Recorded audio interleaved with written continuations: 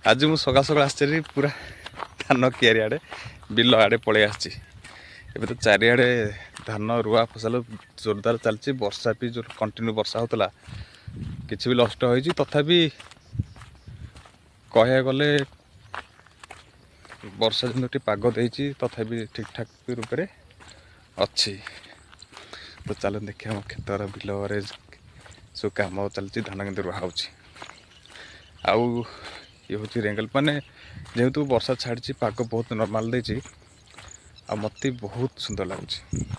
କୋହଲା କୋହଲା ପାଗ, ବଢ଼ିଆ ଶାନ୍ତି ଲାଗୁଛି ଯେଉଁ ପବନଟା ବାଡ଼ୁଛି। ତ ମୁଁ କ୍ୟାମେରା ବ୍ୟାକ୍ କରି ଦେଖାଉଛି।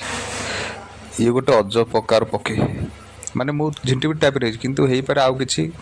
ମୁଁ ଆଜି ଗୋଟେ ଫାଷ୍ଟ ଟାଇମ୍ ନୂଆ ପ୍ରକାର ଜୀବ ଦେଖିଲି। ହେଉଛି ରେଙ୍ଗାଲି, ଚାରିକର କିନ୍ତୁ ମୁଣ୍ଡିଆ ଅଛି, ତା ସହିତ ମେଘୁଆ ପାଗ।